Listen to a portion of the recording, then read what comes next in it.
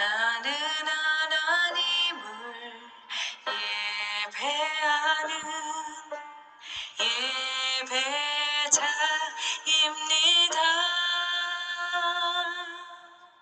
내가 서 있는 곳 어디서나 하나님을 예배합니다. 나는 하나님을 예배하는 예배자입니다. 내가 서 있는 곳 어디서나 하나님을 예배합니다. 내 영혼 거룩한 은혜를 향하여 내 마음 완전한 하나님 향하여 이곳에서 바로 이 시간 하나님을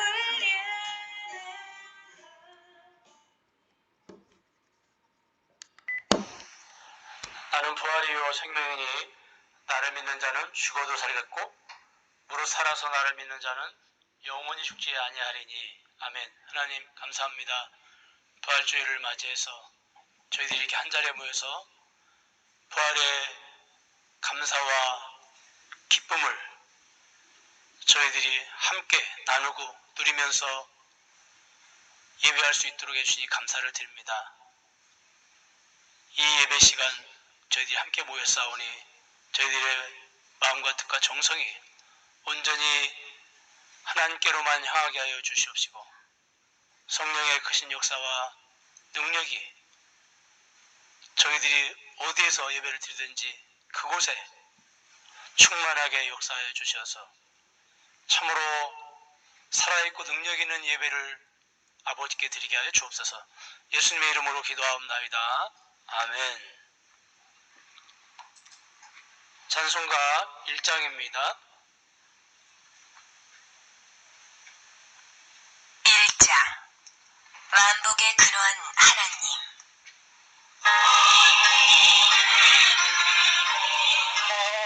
하나님 온 백성 찬송 드리고 소천사여 찬송하세. 찬송 성부 성자 성령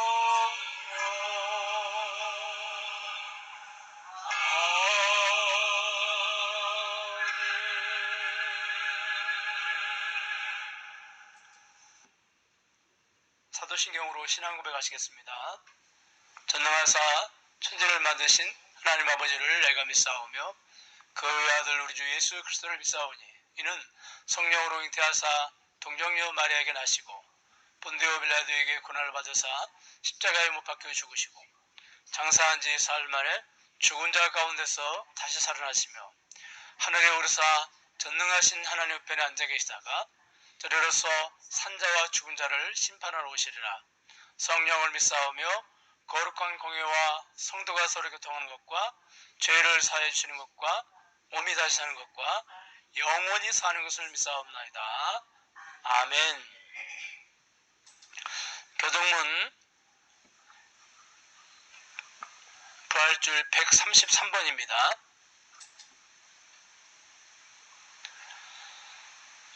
하나님께서 그를 사망의 고통에서 풀어 살리셨으니 이는 그가 사망에 매여 있을 수 없었으니라. 우리 주 예수 그리스도로 말미암아 우리에게 승리를 주신 하나님께 감사하노니 그러므로 내 사랑하는 형제들아 견실하며 흔들리지 말고 항상 주의 일에 더 힘쓰는 자들이 되라. 이 말을 할 때 예수께서 친히 그들 가운데 서서 이르시되 너희에게 평강이 있을지어다 하시니 그들이 놀라고 무서워하여 그 보는 것을 영으로 생각하는지라. 예수께서 이르시되 어찌하여 두려워하며 어찌하여 마음에 의심이 일어나느냐. 내 손과 발을 보고 나인 줄 알라. 또 나를 만져보라. 영은 살과 뼈가 없으되 너희 보는 바와 같이 나는 있느니라. 그러나 이제 그리스도께서 죽은 자 가운데서 다시 살아나사 잠자는 자들의 첫 열매가 되셨도다. 예수께서 이르시되 나는 부활이요 생명이니 나를 믿는 자는 죽어도 살겠고 무릇 살아서 나를 믿는 자는 영원히 죽지 아니하리니 이것을 내가 믿느냐. 이르되 주여 그러하이다. 주는 그리스도시여 세상에 오시는 하나님의 아들이신 줄을 내가 믿나이다. 아멘. 찬송가 165장입니다.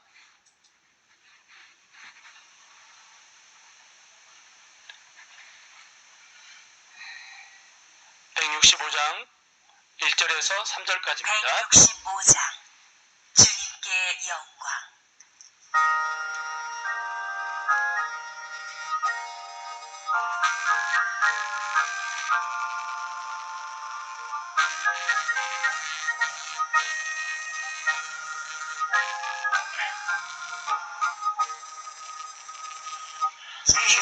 주님께 영광 다시 사신 주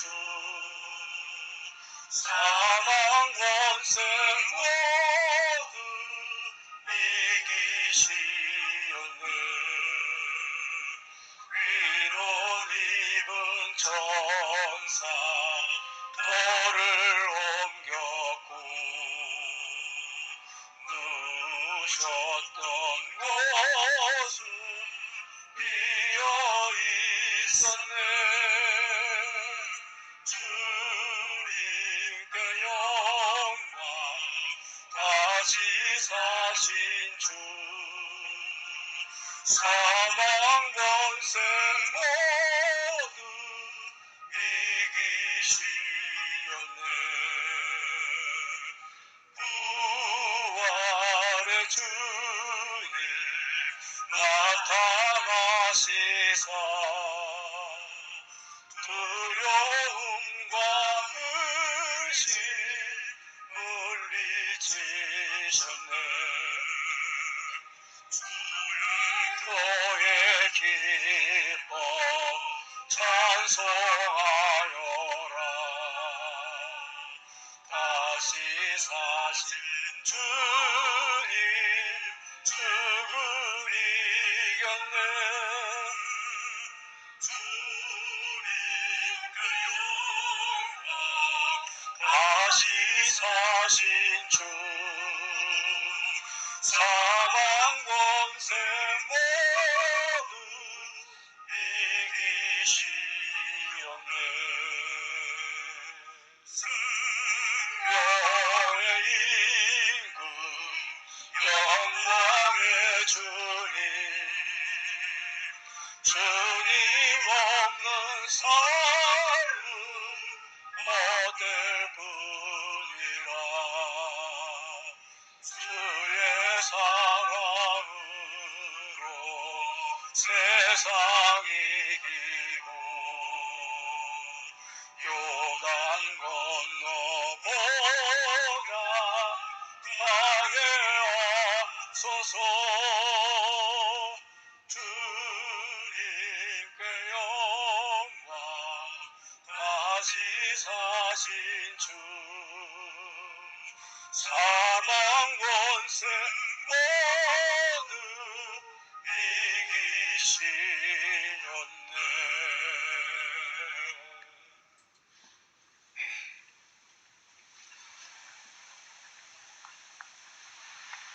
다 같이 기도드리시겠습니다. 165장 주님께 영광.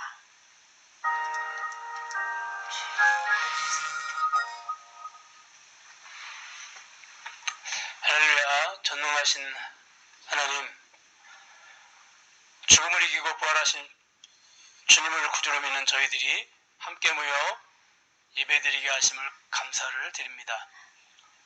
이 자리에 모인 저희들 모두가 주님의 부활하심을 믿을 수 없는 존재들이었는데 주께서 저희들에게 큰 은혜를 부어주셔서 죄와 죽음을 이기신 주님의 그 부활의 역사가 역사적 사건임을 저희들이 믿습니다. 또한 저희들도 주님처럼 부활의 몸을 입고 영원히 주님과 함께 살게 될 존재임을 믿습니다. 이 시간 저희들이 그런 은혜들을 깊이 생각하면서 기쁨과 감사함과 그리고 소망에 찬 그런 믿음을 가지고 주님을 찬양하게 하여 주시옵소서. 부활의 주님, 저희들은 너무도 연약하고 부족한 존재들입니다.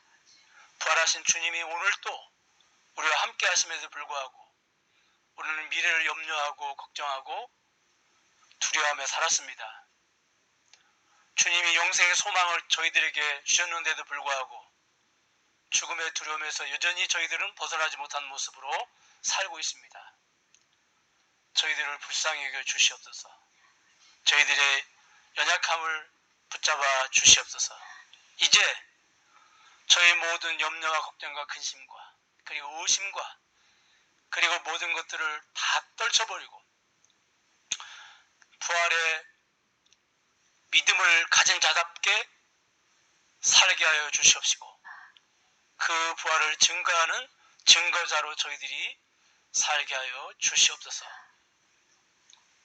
또한 저희들에게 맡겨주신 그 사명도 저희들이 어디에 있든지 잘 감당할 수 있도록 주여 은혜를 내려주시기를 간절히 원합니다. 이 시간 함께 저희들이 말씀을 나눕니다. 성령께서 충만하게 역사하여 주시옵소서. 사랑하는 우리 교우들이 어디에 있든지 주님이 함께 하시고 동행하시고 늘 기억하여 주시옵소서. 사랑하는 우리 아이들 특별히 붙잡아 주셔서 주님의 은혜 가운데 주님의 그 더욱더 큰 은혜 가운데 아름답게 양육되어지고 성장되어져서 하나님 나라의 너무도 귀하고 소중한 일꾼으로 장차 사용되어질 수 있도록 주여 도와주시옵소서. 그 아이들을 위해서 늘 눈물로 저희들이 기도하게 하여 주시옵시고 그 아이들을 영적으로 육적으로 뒷바라지 하는데 부족함이 없도록 주여 필요도 저희들에게 채워주시기를 간절히 원합니다. 주님 다시 한번 간구합니다. 속히 감염병이 끝나서 저희들이 함께 얼굴과 얼굴을 맞대고 예배할 수 있도록 그리고 교제할 수 있도록 주여 은혜를 내려 주시옵소서. 예수님의 이름으로 기도하옵나이다. 아멘. 하나님 말씀은 빌립보서 1장 4절과 5절 2절만 읽겠습니다. 간구할 때마다 너희 무리를 위하여 기쁨으로 항상 간구함은 너희가 첫날부터 이제까지 복음을 위한 일에 참여하고 있기 때문이라. 아멘. 혹시 그 임명희 주사님 가정 혹시 찬양 준비하셨나요?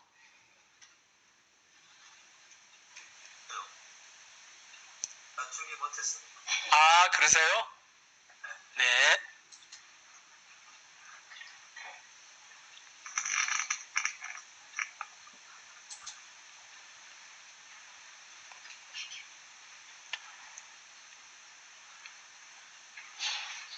오늘 빌립보서 세 번째 시간 함께 말씀을 나누는 시간을 갖도록 하겠습니다. 아무것도 할 수 없는 감옥에서 바울은 아무것도 안 한 것이 아니라 빌립보 교인들에게 편지를 기록해서 보내고 또한 빌립보 교회를 위해서 기도하고 있습니다. 그래서 4절에서 바울은 기도한다고 하지 않고 간구한다고 기록이 되어 있습니다. 그런데 같은 장 빌립보서 1장 9절을 보면 기도한다고 했고 또 에베소 1장 16절에서도 너희를 인하여 감사하기를 맞이 아니하고 내가 기도할 때 너희를 말한다고 기록이 되어 있습니다.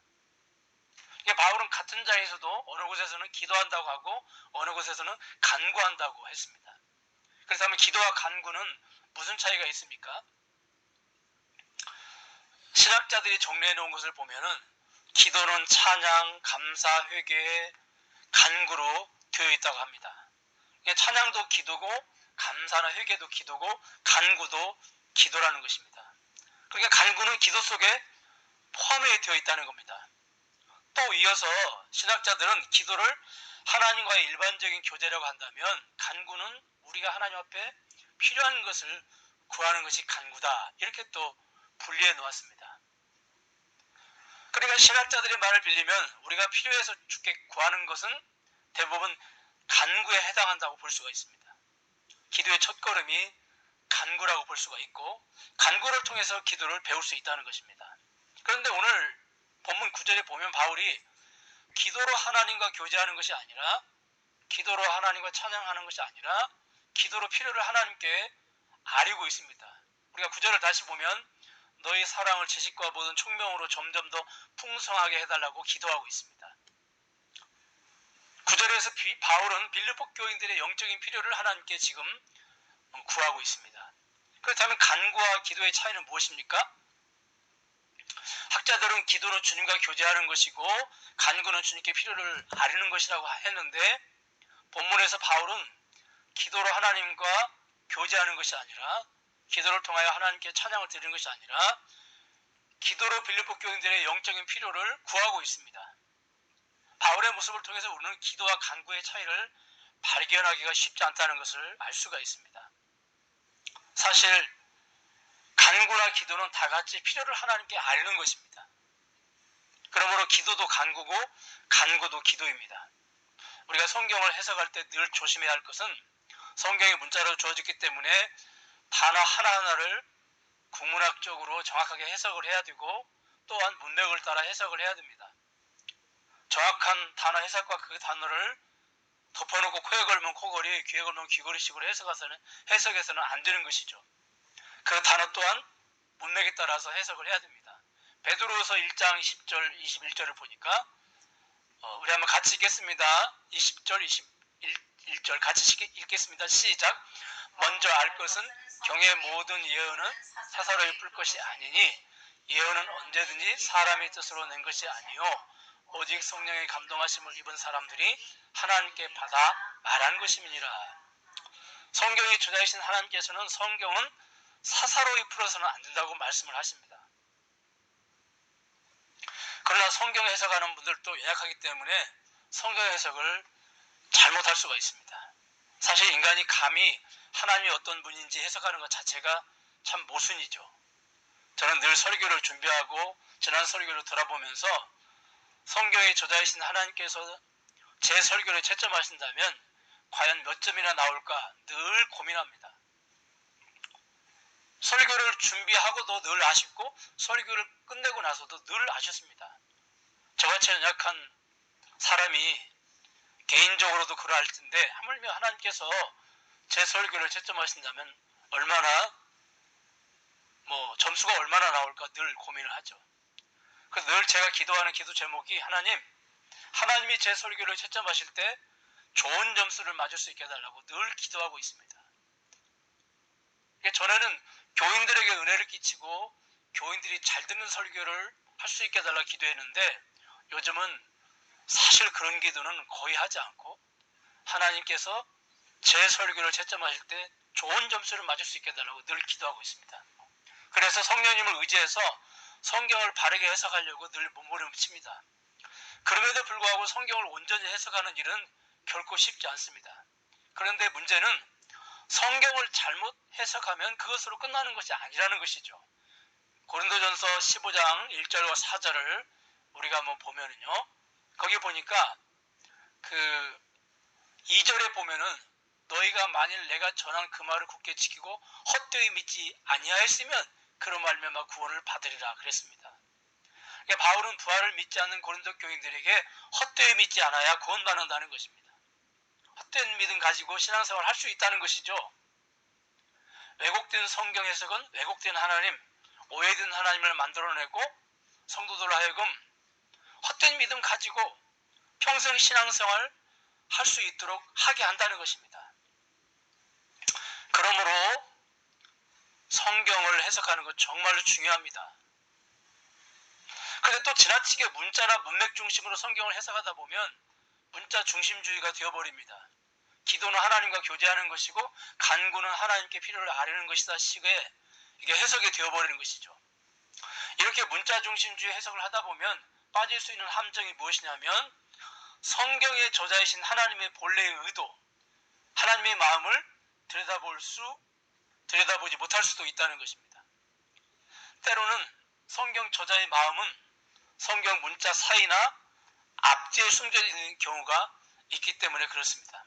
그런 의미에서 오늘 본문의 바울의 기도와 간구의 차이는 어디에 있습니까? 기도는 하나님께 구하는 외형적인 모습이라면 간구는 기도자의 마음 상태, 그러니까 어떤 마음을 가지다 보니까 자연스럽게 나오는 기도의 자세를 말합니다. 4절을 보니까 빌립보 교회를 위해서 기도하는 바울의 마음이 어떤 마음입니까? 기쁨이 충만한 마음이죠. 그렇죠? 빌립보 교회를 생각할 때마다 바울에게 기쁨으로 항상 간구하면 그랬잖아요. 그다음에 8절을 보니까 예수님의 심장으로 빌립보 교인들을 사모하고 사랑한다고 바울이 고백하고 있습니다. 그러니까 빌립보 교회를 위해서 기도할 때 빌립보 교회를 예수의 심장으로 사랑하는 마음, 기쁨이 충만한 마음으로 기도하는 것입니다. 그런 마음으로 기도를 하니까 기도가 형식적이고 습관적이고 의무적일 수가 없습니다. 마음에서 우러나오는 간절한 마음으로 기도를 드릴 수밖에 없죠. 여러분, 바울이 옥에서 빌립보 교인들을 위해서 기도할 때 그 모습을 한번 상상해 보세요. 기쁨이 충만하니까 그 얼굴은 환한 미소를 띠면서 기도하고 또 빌립보 교인들을 주의 심장으로 사모하는 마음으로 기도하니까 그 마음이 얼마나 간절하겠습니까? 마치 사랑하는 자녀가 중병에 걸려서 병원에 입원을 하고 수술을 시작하기 전에 부모는 담당 의사에게 얼마나 간절하게 부탁을 하겠습니까? 의사 선생님, 우리 아이 수술 잘 부탁을 드립니다. 우리 아이 꼭 살려주셔야 합니다. 이러한 마음으로 기도하는 것이 바로 간구로 드리는 것입니다. 그렇다면 여러분, 바울의 간구하는 이 마음, 이 기도는 어디에서 흘러나왔을까요? 그 뿌리가 어디일까요? 3절을 보니까 내가 너희를 생각할 때마다 그러니까 빌립보 교인들이 자신에게 어떤 존재인지를 생각했다는 것입니다. 빌립보 교인들과 자신과의 관계를 생각했다는 것이죠. 여러분, 바울의 간구하는 기도는 빌립보 교인들과의 관계 속에서 자연스럽게 흘러나온 겁니다. 우리가 사랑하는 자녀들을 생각하면서 기도할 때 아무런 느낌이나 감정이 없이 기도하지 않습니다.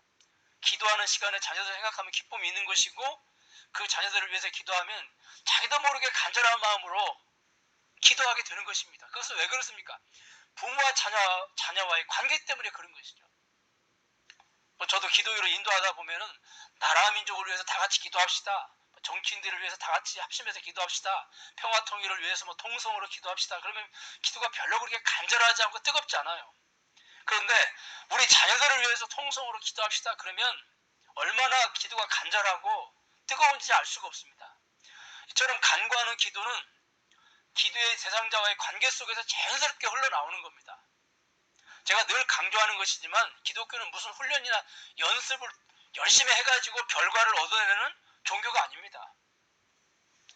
교회당에서 예배를 드릴 때 우리 옆에 분 우리 서로 인사합시다. 그러면서 이제 다 같이 주의 사랑을 사랑합니다. 그러면 좀 쑥스럽잖아요, 우리가. 목사님이 시키니까 따라하긴 해도 굉장히 좀 쑥스럽죠. 왜 그렇습니까? 인사 한번 한다고 사랑하는 마음이 갑자기 생기는 것이 아니기 때문에 그렇습니다. 얼굴도 모르는 사람한테 인사하는데 어떻게 사랑하는 마음이 생길 수가 있겠습니까? 이처럼 간구하는 기도는 훈련이나 연습으로 만들어내지 못합니다. 기도하기 전에 찬송을 반복해서 많이 부르거나 주여 주여 삼창을 부르거나 또 기도하기 전에 어떤 워밍업을 열심히 한다고 간절한 마음이 우러나오는 게 아닙니다.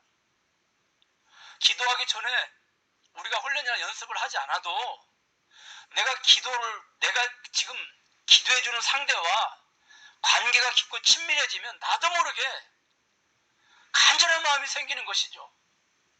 그 마음이 자연스럽게 간구하는 기도로 이어지는 것입니다. 그러므로 우리는 간구하는 기도를 서로 주고받으려면 서로 관계가 깊어져야 하고 친밀해져야 하겠습니다. 여러분, 우리가 가끔 기도 부탁을 받잖아요. 아버지 집사님이 기도 좀 부탁합니다. 이런 기도 부탁을 받는데 기도 부탁을 받고 우리가 기도를 할 수도 있죠. 기도를 해드릴 수도 있고 아니면 그냥 잊어버릴 수도 있습니다. 그런데 우리가 기도 부탁을 받고 꼭 잊지 않고 기도를 하는 대상, 그리고 간절히 기도하는 대상은 어떤 대상일까요? 그 사람과 관계가 깊어져 있고 친밀해져 있는 대상, 그런 대상에게 기도를 부탁받는다면 우리가 그 사람을 생각하면 마음의 기쁨이 생기고 기도할 때 자신도 모르게 간구하는 기도, 그런 기도가 안 나올 수가 없는 것입니다. 그렇다면 빌립보 교인들과 바울의 관계가 깊어지고 친밀해진 원인이 어디에 있습니까? 저는 빌립보 교회에 보낸 편지와 다른 교회에 보낸 편지를 비교해서 읽어봤습니다. 그런데 다른 교회에 보낸 편지에는요, 빌립보 교회에 보낸 편지처럼 기뻐한다, 기뻐한다, 그냥 기뻐한다는 단어가 굉장히 많이 나오죠, 빌립보서. 그 다음에 사모한다, 특히 예수님의 심장으로 사모한다는 이런 단어들이 없습니다. 다른 서신서는.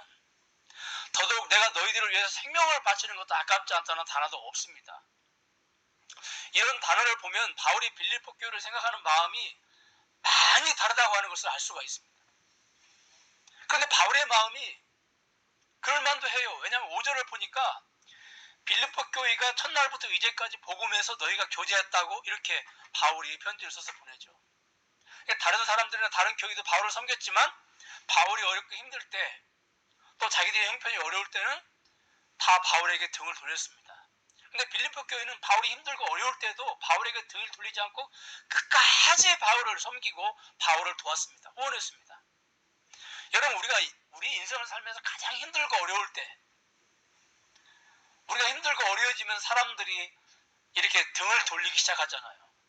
친구들이 떠나가고 친구들과의 관계가 단절이 되잖아요. 그런데 다른 사람들이 다 내게 등을 돌렸을 때 끝까지 내게 남아서 말 한마디라도 따뜻하게 해주는 사람을 우리는 잊지 못하죠. 기억하죠. 지금 바울에게 빌립보 교인들이 그런 존재들이었습니다. 특히 바울을 감동시킨 것은요, 에바브로디도가 바울의 옥바라지를 했는데 얼마나 최선을 다했는지 2장 27절을 보면 몸에 죽을 병에 걸릴 정도로, 에바브로디도가 몸에 죽을 병이 걸릴 정도로 최선을 다한 걸 보게 됩니다. 저는 바울이 이 에바브로디도가 얼마나 옥바라지가 힘들었기에 몸에 죽을 병이 걸릴 정도로 옥바라지를 했을까 하는 생각을 해봤습니다.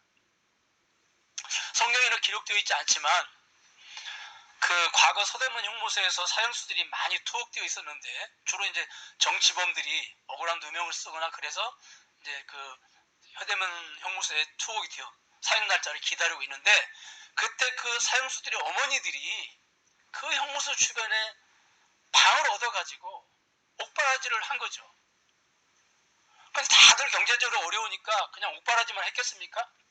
밖에 나가서 힘든 막노동을 하고 그러면서 옥바라지를 하니까 어머니들이 얼마나 힘든지, 어머니들이 병에 걸리기도 하고 오히려 아들보다 먼저 어머니들이 목숨을 잃기도 했다는 것입니다. 그렇게 한 것이죠. 실질적으로 우리 역사 속에서 우리가 그런 것들을 알고 있는 것이죠. 그러니까 에바브로디도가 바로 그렇게 옥바라지를 하지 않았는가 하는 생각이 듭니다. 그냥 바울 옆에서 먹여주고 씻겨주고 그런 정도가 아니라 밖에 나가서 열심히 또 다른 그런 옥바라지를 위해서 어떤 일들을 하면서 최선을 다하다 보니까 죽을 병에 걸리지 않았나, 그런 생각을 저는 한번 해보게 됩니다. 여러분, 저는 그래서 빌립보 교인들을 향한 바울의 마음이 남다를 수밖에 없는 것입니다. 저는 빌립보 교인들을 향한 남다른 바울의 마음을 생각하면서 바울 사람이구나. 자신과 끝까지 함께하고 자신에게 필요한 물질을 보낸 빌립보 교인들을 남다르게 생각하는 어쩔 수 없는 인간이구나 하는 생각을 했습니다. 그렇다면 여러분, 우리 교회 공동체에서 빌립보 교인들이 바울에게 한 것처럼 물질로 서로 섬기고 나눔으로 관계가 깊어져야 합니까? 물론 그것도 필요하고 그러면 좋겠죠. 그런데 어찌하다가 몇 번은 가능할 수 있겠지만 우리의 형편이 넉넉한 것도 아니고 또 우리도 필요가 다 있는 거 아니겠습니까? 그렇기 때문에 교인들끼리 빌립보 교인들처럼 끝까지 섬기고 나누는 것은 결코 쉽지 않습니다. 교우 관계가 아니라 부모 자녀 관계, 친형제 자매의 관계도 쉽지 않은 게 사실이잖아요. 물질을 끝까지 나누고 물질을 섬긴다고 하는 게 그게 쉽지 않습니다. 그렇다면 어떻게 해야 됩니까? 물질로 섬기고 나누는 것이 부족할지라도 얼마든지 우리는 교회 공동체 안에서 관계가 깊어질 수 있습니다. 구절을 보니까 너희 사랑을 지식과 모든 총명으로 점점 더 풍성하게 하사, 그 다음에 예배소 3장을 보면은 지식에 넘치는 그리스도의 사랑을 알아 그 넓이와 높이와 깊이가 어떠함을 깨달으라고 기록이 되어 있습니다. 이게 무슨 말씀입니까? 많이 어렵죠. 그런데 한마디로 정리하면 여러분 어떻게 정리할 수 있을까요? 그러니까 예수님의 사랑 때문에 하나님 우리 아버지가 되시고, 그러면 성도와 성도 간의 천수가 어떻게 됩니까? 형제 자매의 관계가 되는 겁니다. 여러분 아버지와 자녀 관계, 그 아버지의 한 피를 물려받은 형제 자매 관계, 이보다 더 가까운 관계가 세상에 어디에 있습니까? 이 놀랍고 귀한 사실을 깨달아갈 때 우리 관계가 깊어지고 가까워지고, 그래서 성도 간에 간구하는 기도가 자연스럽게 흘러나오는 거죠. 그러니까 물질을 주고받음으로써 관계가 깊어지는 것도 물론 그것도 필요합니다. 그런데 우리가 어떻게 모든 공동체 지체들에게 그렇게 할 수가 있겠습니까? 그렇게 못하는 것이죠. 몇 사람과는 그런 관계를 유지할 수 있겠죠. 그러나 모든 성도를 우리가 생각할 때 기쁘고, 모든 성도를 위해서 우리가 기도할 때 간구하는 마음으로 기도할 수 있는 것은 다른 게 아닙니다. 깨닫는 것이죠. 우리가 하나님을 아버지를 모시고 있는 정말로 한 피바다 한 몸 이룬 형제와 자매라고 하는 것을 우리가 깨닫는 것입니다. 깊이 깨달으면 깨달을수록 그 관계가 깊어지고 그리고 친밀해지는 것입니다. 여러분 마게도니아 교인들이 예루살렘 교회가 극심한 흉년 가운데 있을 때 극한 가난과 여러 가지 환난 가운데서도 넘치는 헌금을 보냈고 심지어 대출까지 해서 보냈습니다. 여러분 마게도니아 교인들은 예루살렘 교인들과 교제를 했거나 한 적이 없어요. 그래서 서로 얼굴도 모릅니다. 그런데 어떻게 예루살렘 교회를 섬길 수 있을까요? 다른 게 아니죠. 바로 이걸 깨달은 것입니다. 한 아버지를 섬기는 한 형제 자매라고 하는 것을 깨달은 것입니다. 그래서 예루살렘 교회 교인들과 교제한 적도 없고 또 그들과 어떤 친밀감도 없지만 이걸 깨닫고 나니까 하나님의 은혜로 예루살렘 교인들을 섬기게 되는 것입니다. 여러분, 그러니까 저는 서로 이렇게 물질로 서로 섬기고 어려울 때 서로 우리가 돕고 하는 거 하지 말자는 얘기가 아니에요. 이거 필요합니다. 그러나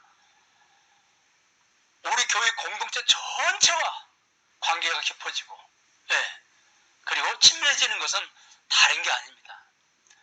깨닫는 것입니다. 우리가 섬기는 하나님이 우리에게 아버지시고, 그리고 우리가 서로 형제 자매라고 하는 것, 그것을 우리가 깨달으면 깨달을수록, 그 깨달음이 깊어지면 깊어질수록 우리의 관계가 깊어지고 친밀해지는 것입니다. 그래서 우리 공동체가 어떤 어려움이 있을 때 서로 정말로 간구하는 마음, 간절한 마음으로 서로 기도하게 되는 것입니다. 그렇다면 바울이 빌립보 교회를 위해서 기쁨으로 항상 간구하는 원인이 어디에 있습니까? 그러니까 겉으로 드러나는 원인 말고요. 여러분, 겉으로 드러나는 원인은요, 빌립보 교인들이 바울을 물질로 섬기는 그 섬김이 원인입니다. 이게 겉으로 드러나는 원인입니다. 근데 한 걸음 더 나가서 본질적인 원인이 있습니다. 정말 기쁨으로 간구한 본질적인 원인이 있습니다. 우리가 항상 어떤 문제들을 볼 때 겉으로 드러나는 것이 있고 꼭 본질적인 것이 있거든요. 우리가 항상 여러분 초대교회가 문제가 발생했을 때 겉으로 드러나는 것은 원망하는 겁니다. 빵 문제입니다. 근데 본질적인 것은 그게 아니었거든요.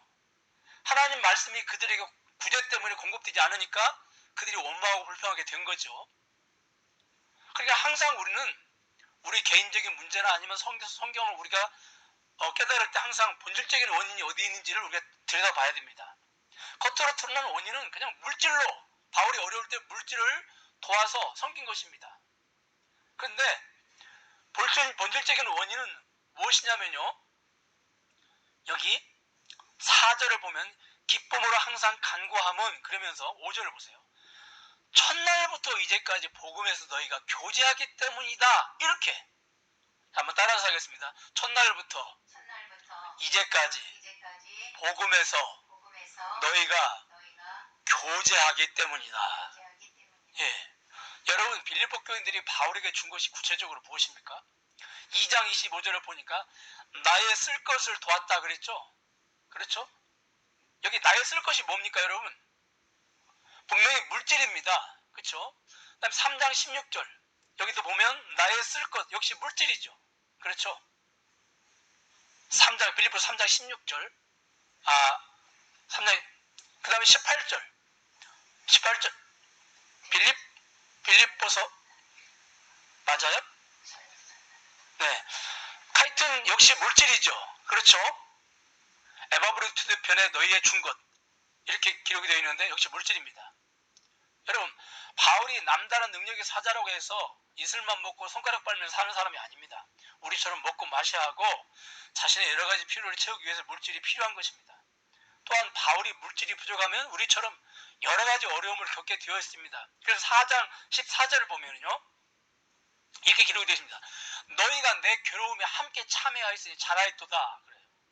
여기 내 괴로움은 어떤 괴로움을 말하는 줄 아십니까? 물질의 결핍이 바울을 괴롭게 했다는 겁니다. 그러니까 바울은 분명히 나는 부에 처할 줄도 알고 가난에 처할 줄도 알고 내게 능력 주시는 자라서 모든 것을 할 수 있다 그랬는데, 여러분 바로 빌립보서 4장 13절에 그런 고백을 했는데 바로 빌립보서 4장 14절에서는 너희가 내 괴로움에 함께 참여하였으니 잘하였도다. 이게 논리적으로 맞지 않는 것 같습니다. 그렇죠? 근데 여러분, 이게 논리적으로 안 맞는 게 아니죠. 그러니까 부함과 가난함에 처할 수 있어요. 부하면은 교만해지거나 가난해지면 원망하거나 불평하지는 않습니다. 바울이 하나님 능력 주셔서. 그러나 물질이 부족하면 괴로운 것 또한 사실이에요. 여러분, 얼마나 가시가 괴로운지 하나님께 가시를 없애달라고 기도했잖아요. 하나님께 능력 받았다고 그 질병 때문에 고통을 안 당한 게 아니거든요. 그러니까 능력을 받아도 괴로운 건 괴로운 거예요. 물질이 부족하면은 힘든 건 사실이죠. 이해 가십니까? 우리도 마찬가지죠, 여러분. 이처럼 빌립보 교인들은 분명 물질로 바울을 섬겼습니다. 그런데 바울은 너희들이 물질로 나를 섬겼다, 물질로 구제했다고 하지 않고 복음에서 너희가 교제했다고 합니다. 참 놀라운 사실이에요. 그 다음에 왜 그럴까요? 여러분 기억하십시오. 빌립보 교인들이 바울에게 후원금을 보내는 것은 단순 후원금이 아닙니다. 그들이 바울에게 물질을 보낸 것은 바울의 개인의 생활비를 위한 목적도 아니고요. 바울의 옥바라지도 물론 아니에요. 바울에게 물질을 보내면 복을 받는다는 생각으로 보낸 것도 아닙니다. 그들에게 바울에게 물질을 보낸 목적은 오직 바울이 전하는 복음 때문에 그래요. 그래서 바울이 빌립보 교인들에게 도와줘서 고맙고 감사하다 하지 않고요. 복음에서 교제했다고 그렇게 지금 편지를 보내고 있습니다. 여러분, 바울에게 빌립보 교인들이 물질을 보낸 거 고마운 것이고 감사한 것입니다. 그리고 그것 때문에 바울의 기쁨이 들 수 있습니다. 그러나 빌립보 교인들을 향한 바울의 진정한 기쁨은 그들이 복음을 목적으로 물질을 보낸 것이기 때문입니다. 빌립보 교인들의 삶의 목적, 빌립보 교인들의 물질관, 가치관이 오직 복음이라고 하는 사실을 바울이 깨달았기 때문에 바울이 기뻐했다고 하는 사실입니다. 여러분, 이게 바로 본질적인 기쁨입니다. 여러분, 기쁨의 원인, 우리의 기쁨의 원인이 어디 있습니까? 예수 믿고 은혜를 주신 거? 주님께서 우리에게 필요를 채워주시는 거? 건강한 거? 물질적으로 은혜를 받은 거? 이것도 기쁨의 원인일 수가 있어요. 그러나 여러분, 본질적인 원인은 어디에 있을까요? 본질적인 원인은 죄사함 받은 거, 구원받은 거, 더 본질적인 원인은 부활의 몸을 입은 거. 오늘 우리가 부활주일인데 부활의 몸을 입은 거. 그런데 여러분 보세요. 이 본질적인 원인 중에서도 아주 최고로 최상의 본질적인 원인이 또 있습니다. 예. 예수 믿고 은혜 받은 거, 눈에 보이는 은혜들을 받은 거, 이거 그냥 기쁨의 원인인데, 그러나 본질적인 원인은 영적인 거죠. 죄사함 받은 거, 부활의 몸을 입은 거, 영원한 하나님 나라에서 살아갈 수 있는 거, 이거 본질적인 원인이요. 기쁨의 원인이고 감사의 원인. 그러나 아주 최종적으로 본질적인 기쁨의 원인에 최상의 그 아주 최고 꼭대기에 있는 그 기쁨의 원인은 뭡니까? 다른 게 아니죠. 임마누엘. 예. 우리가 하나님과 영원히 함께 있는 거. 바울이 그래서 그것 때문에 나는 빨리 죽으면 좋겠다고 고백한 거 아니겠습니까? 여러분, 바로 그런 것이죠. 우리는 그냥 기쁨의, 그냥 평범한 기쁨의 원인으로 살아가고 있습니까? 아니면 본질적인 기쁨의 원인을 붙잡고 우리가 살아가고 있습니까? 여러분, 그냥 평범한 기쁨의 원인을 가지고 우리가 산다면 우리는 그런 것들이 채워질 때만 기뻐할 수 있을 것입니다. 그러나 본질적인 기쁨의 원인을 우리가 붙잡고 산다면 우리 환경과 상관없이 늘 우리가 기뻐하며 살 수 있게 될 것입니다. 여러분, 우리 공동체가 왜 모여서 서로를 섬기고 여러 가지 모습으로 교제를 하는 것입니까? 그 목적이 어디에 있나요? 바로 복음 때문입니다. 예배서 5장에 보니까 32절 거기 보니까 남편들이 아내를 자신의 몸처럼 사랑하고 아내들도 남편에게 복종하라는 말씀을 한 다음에 32절의 결론에 가서는요, 이 비밀이 크도다. 내가 그리스도와 교회에 대하여 말한다고 그렇게 기록이 되어 있습니다. 여러분, 부부처럼 관계가 깊고 친밀한 관계가 어디에 있습니까?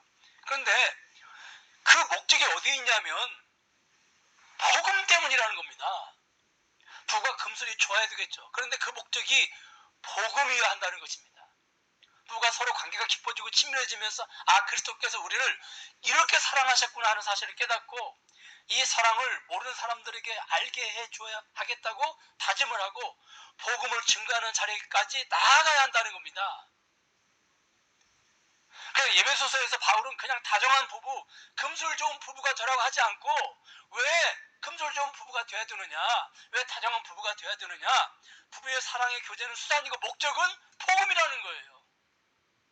부부 생활을 통해서 그걸 깨닫고, 복음이 무엇인지를 깨닫고 그 복음을 부부가 함께 증거하는 자리에까지 나아가야 된다는 겁니다. 여러분, 부부의 관계도, 부부의 목적도 이러한데 하물며 우리가 교회 공동체에서 교제하는 목적이 다른 것에 있으면 되겠습니까? 우리가 거듭 경계해야 할 것은 교회 공동체가 복음이 빠진 교제를 통하여 얼마든지 친밀해질 수 있고 얼마든지 사랑이 많은 교회, 분위기 좋은 교회를 만들어낼 수 있다고 하는 사실입니다. 여러분, 이거 정말로 우리가 경계해야 됩니다. 복음 없이도 얼마든지 우리가 분위기 좋은 교회, 사랑이 많은 교회, 이웃에게 인정받는 교회를 우리가 얼마든지 만들어낼 수 있다니까요. 복음 없이도. 제가 안타까운 것은요, 교회가 나가서 전도를 하는데, 아니 전도하러 나가서 아이러니하게도 복음을 전하지 않고 자꾸 다른 것을 전합니다. 우리 교회 목사님은 이렇게 유명하고 설교를 잘하고 사랑이 많고 문제가 해결되고 병이 고쳐지고, 아니 바울같이 능력이 있는 목사님도 나는 그리스도 외에는, 나는 십자가 외에는 다른 걸 전하지 않겠다고 했는데, 나는 복음만 전한다고 했는데, 현대교회는 자꾸 전도하러 나가서 교회 목사님 전도하고 교회 목사님을 자꾸 전하고 교회의 어떤 사이즈나 프로그램을 자꾸 전하고 있다는 거예요. 그리고 우리 교회에 오면 영어도 가르쳐주고 중국어도 가르쳐주고 수영장도 있고, 돌아가시면 심지어 교회 전용 납골당에 모시기도 한다고. 참 아이러니하지 않습니까? 교회가 전도하러 나가서 복음을 전하지 않고요, 복음 대신 자꾸 다른 것을 열심히 전하고 자기들은 전도했다고 생각을 하는 거예요. 여러분, 초대교회는 은과 금은 없지만 나사렛 예수 이름을 전했습니다. 그런데 현대교회는 나사렛 예수 대신에 은과 금을 열심히 전하고 그리고 전도했다라고 착각을 하고 있는 겁니다. 우리가 전도했다고 나가서. 여러분, 왜 이런 현상이 일어나고 있습니까? 언제부터인가 교회에서 복음을 들어보기 힘든 시대에 우리가 살고 있습니다. 솔직히. 그 결과 성도들이 복음이 무엇인지도 몰라요. 예. 아니면 복음이 무엇인지를 알아야 복음을 전하지 않겠습니까? 그러니까 복음이 아닌 것을 열심히 전하고 나서 복음 전했다고 전도했다고 착각을 하는 거예요. 아는 목사님이 그 할아버지 할머니들만 몇 분 계시는 시골에서 목회를 하시는데 이제 수요일 밤 예배에 아는 목사님 교회를 물질로 후원하는 도시의 그 큰 교회의 그 장로님들이 이제 그 교회의 형편을 살피기도 하고 또 목사님과 교제를 하기 위해서 예배에 참여를 이제 하셨습니다. 예배를 다 마치고 난 다음에 장로님들이 시골교회 목사님 손을 꼭 잡고 눈물을 글썽글썽 하면서 목사님 감사합니다. 제가 복음을 들은 지가 언제인지 기억도 안 나는데 복음을 듣게 해주셔서 감사합니다. 했다고 합니다. 여러분, 홍수의 물 귀하듯이 위치는 자 많지만 생명수 복음은 말라버린 시대에 우리가 살고 있지 않은지 우리 자신을 한번 돌아봐야 하겠습니다. 사랑하는 여러분, 교회의 복음이 사라져버리면 어떻게 됩니까? 교회가 종교화 되어버리고 마는 것입니다. 교회가 좀 건강해 보이는 교회를 들여다보면요, 종교화 되어버렸지만 그 색깔이 아주 애매해요. 어떻게 보면 종교화 되어 있어서 일반 종교 같기도 한데 또 어떻게 보면 기독교 같기도 해요. 이런 교회를 가리켜서 유대교화 되어버린 교회라고 합니다. 그냥 교회에서 하나님 이야기도 하고요, 하나님의 능력도 이야기하고 하나님 믿어서 문제 해결받은 이야기도 하고 자꾸 하나님 이야기를 하는데 교회가 복음에 대해서는 침묵하는 거예요. 예수님에 대해서는 침묵하는 교회, 이런 교회가 여러분 유대교화 되어버린 교회들입니다. 아예 하나님 이야기도 안 하는 교회도 많지만 하나님 이야기는 열심히 하는데 예수님 이야기를 하지 않는 교회, 이런 교회를 여러분 유대교화 되어버린 교회라고 그럽니다. 여러분, 바울 서신 한번 보세요. 바울이 언제 예수님을 제외시키고 하나님만 이야기했습니까? 바울 서신 어디를 들여다봐도요, 예수님 밖에서 하나님만 이야기한 적이 없습니다. 한번 보세요. 빌립보서 1장 2절 거기 보니까 하나님, 그 다음에요 주 예수 그리스도. 그렇죠? 하나님 우리 아버지와 주 예수 그리스도로부터. 그 다음에 6절 착한 일을 하신 이가 누구예요? 하나님이시죠. 그 다음에요 이어서 그리스도 예수의 날까지. 그 다음에 11절 예수님으로 말미암아 하나님이 영광이 되기를 구한다. 여러분, 이 외에도 찾아보면 수도 없이 많습니다. 바울은 입만 열면 예수님을 전했어요. 하나님만 얘기한 게 아니고요, 반드시 예수 그리스도를 전했어요. 로마서 1장 16절 17절에 보니까 내가 복음을 부끄러워하지 아니하노니. 우리 한번 따라서 하겠습니다. 내가 복음을 부끄러워하지 아니하노니. 예, 바울은 내가 복음을 부끄러워하지 아니한다고 했습니다. 그런데 아이러니하게도 현대교회는 복음을 부끄러워합니다. 예수님을 빼고 자꾸 하나님만을 전해서 기독교를 유대교화 시켜버리고 말아버린 것이죠. 여러분, 왜 그렇습니까? 왜 교회에서 왜 복음을 전하지 않고 왜 복음을 부끄러워하고 왜 자꾸 하나님만을 얘기합니까? 다른 게 아닙니다. 기복신앙 때문에 그렇습니다. 구약의 하나님은 잘만 섬기면 물질의 복을 받죠. 그렇죠? 근데 예수님 잘 섬긴다고 구약의 물질의 복을 받지 못합니다. 오히려 예수님 뭐라고 말씀하셨습니까? 나를 따르려면 고난을 각오해야 된다. 희생을 각오해야 된다. 다 팔아서 가난한 자들에게 나눠주고 나를 따라야 된다. 날마다 너희들의 십자가를 지고 나를 따라야 된다고 주님은 말씀하시지 않았습니까? 그렇기 때문에 예수님은 현대교회가 굳게 붙잡고 있는 기복신앙과 충돌이 일어납니다. 기복신앙의 근간이 흔들리게 되는 거예요. 이 복음이. 이 복음만을 전하게 되면 물론 현대교회가 그럴 능력도 많이 부족하지만 만약에 복음만을 전하게 되면 현대교회가 그동안 쌓아놓았던 것들이 다 무너진다니까요. 은과 금은 없지만 나사는 예수 이름으로 걸어라. 초대교회가 은과 금이 없었던 게 아니죠. 그런데 복음 때문에 은과 금을 포기한 것이지 않습니까? 그런데 우리 현대교회가 초대교회처럼 예수님만을 전하면 그동안 쌓았던 은과 금을 내어놓아야 되고 포기해야 됩니다. 그러므로 현대교회에게 구약의 하나님은 참 부담스러운, 구약의 하나님은 부담이 안 돼요. 왜? 잘 섬기기만 하면 복 받으니까. 물질의 복을 주시니까. 앉아서 나가도 복을 받고 들어와도 복을 받고 머리가 되고 꼬리가 되지 아니하고 하나님 잘 섬기면. 그러므로 현대교회에게 구약의 하나님은 부담이 안 됩니다. 그런데 신약의 예수님은 심히 부담스러운 분이에요. 그래서 자꾸 예수님 대신 물질의 복을 주시는 하나님만을 자꾸 전하는 거예요. 자꾸. 여러분 기억하십시오. 바울이 사역 당시 가장 피비린내나게 싸운 교회가 어떤 교회인 줄 아십니까?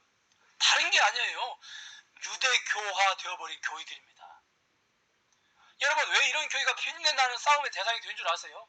차라리 교회가 일반 종교화 되어버리면 이게 구분이 확 가잖아요. 그렇죠? 구분이 되잖아요.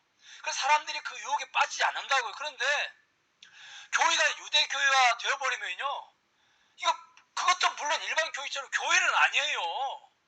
여러분 우리가 유대교회를 교회가 아니죠. 그게 어떻게 교회입니까? 그게 어떻게 기독교입니까? 아니죠. 그런데 문제는 교회처럼 보인다는 거예요. 왜? 자꾸 하나님 이야기를 하니까. 여러분 한번 생각을 해보세요. 하나님이 뭐뭐 주셔서 감사합니다. 물질도 주시고 병도 고쳐주시고 감사합니다. 어디 문제 있어 보이나요? 없어 보이죠. 근데 이게 유대교라니까요. 네. 근데 기독교는 하나님 그냥 감사합니다가 아니에요. 하나님 그리스도 안에서 뭐뭐 주셔서 감사합니다. 그리고 물질을 안 주시고 병 안 고쳐주시고 독생 그런 거 안 해주셔도 독생자 아들 주셔서 그분이 십자가에 달리시고 그분이 사흘 만에 부활하시고 나도 그분 때문에 죄사함 받고 그분 때문에 영원히 사는 부활의 몸을 선물해 주셔서 감사합니다. 여러분 이게 기독교예요. 이게 헷갈리시나요? 예, 헷갈리시죠. 여러분 너무 비슷하잖아요. 하나님 감사합니다. 물질도 주시고 병도 고쳐주셔서 감사합니다. 너무 비슷하잖아요. 그런데 거기에 뭐가 빠졌어요? 예수님이 빠진 거예요. 그래서 분별을 못하는 겁니다. 짝퉁인데 너무 진짜 같은 짝퉁이라 우리가 속아 넘어가는 거예요. 여러분 우리가 교회를 기독교라고 부릅니다.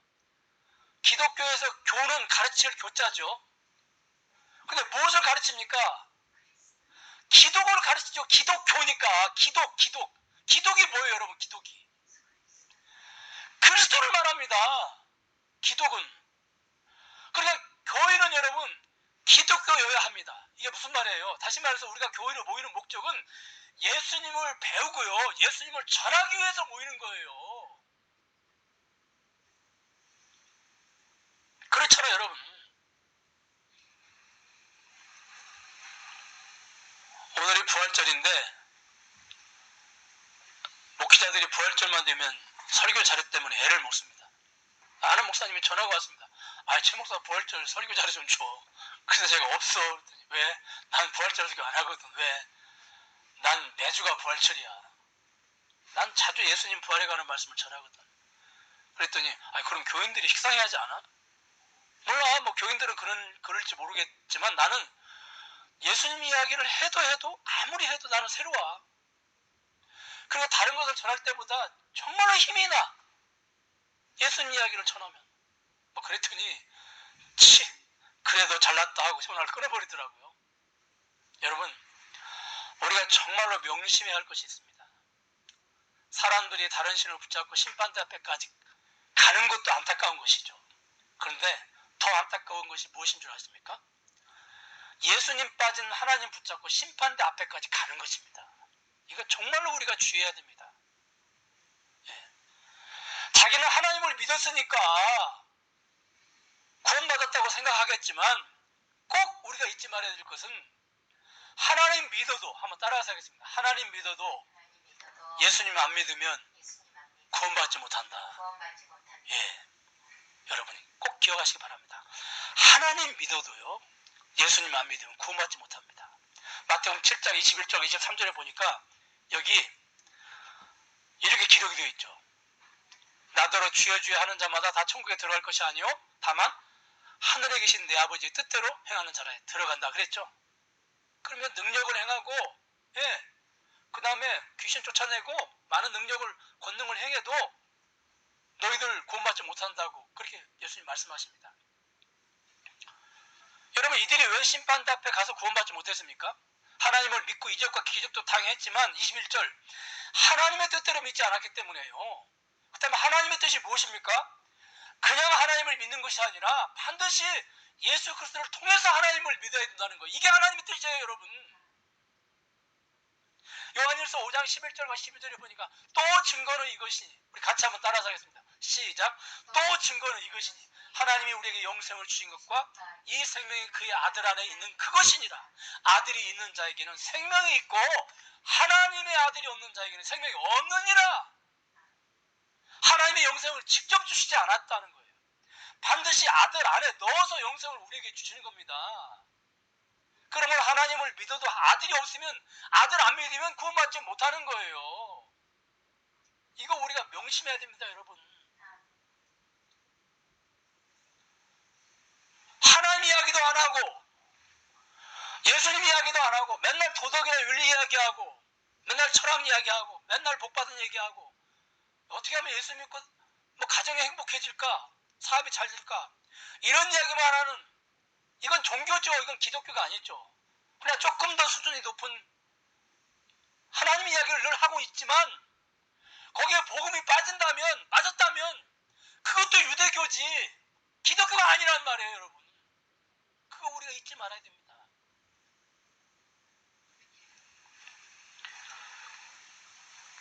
저는 말씀을 맺겠습니다. 여러분, 바울의 기쁨은 다른 것이 아니었습니다. 복음으로 교제했기 때문에, 복음으로 교제했기 때문에 야만인들 빼앗고 그 다음에 그것을 자기들이 쾌락을 위해서 쌓는 그들이 변화된 거예요. 어떻게? 너무너무 복음적인 사람으로.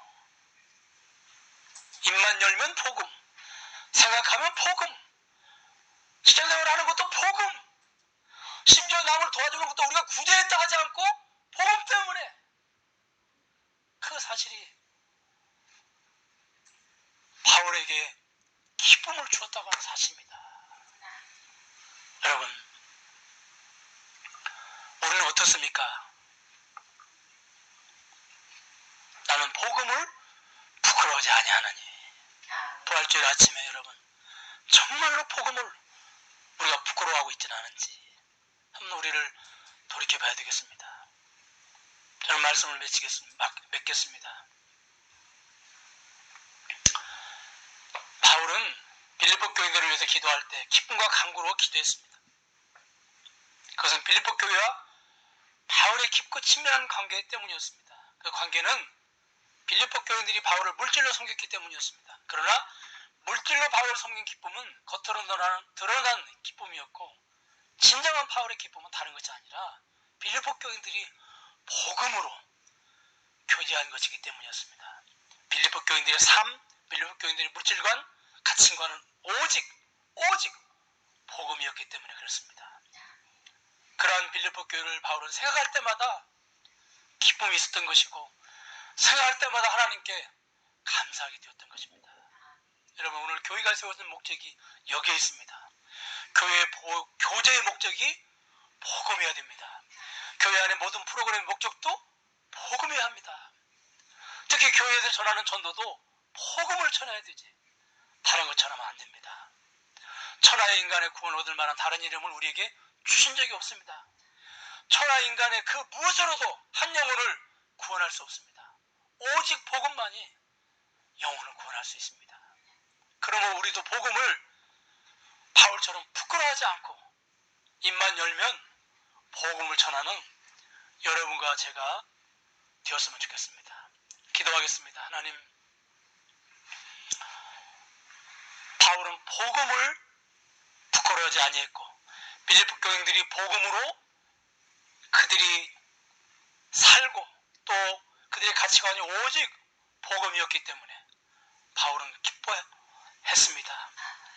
오늘 우리 교회가 세워진 목적도 우리 교회가 교제하는 목적도 복음이라고 하는 걸 늘 기억하고 우리가 복음을 부끄러워하지 아니하고 늘 입만 열면 복음을 증거할 수 있는 그러한 저희 교회 공동체가 되게 하여 주시옵소서.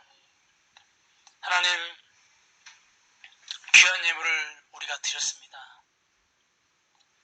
이 예물이 복음의 교제를 위해서 복음이 증거되고 복음이 그리고 복음이 더 깊어지고 변론되어지고 확정되어지는데 아름답게 쓰임받을 수 있도록 주여 도와주시옵소서. 우리 교인들이 나아가서 직장생활을 하든 사업을 하든 무엇을 하든지 그 목적과 초점이 늘 복음에 되어질 수 있도록 은혜를 내려주시기를 간절히 원합니다. 지금은 우리 주 예수 그리스도의 은혜와 하나님의 극진하신 사랑과 성령님의 감화교통하신 역사가 오늘 이렇게 함께 모여서 하나님께 예배를 드리는 사랑하는 우리 세종사랑교회 교우들 머리 위에 지금으로부터 영원 무궁토록 함께 계실지어다. 아멘.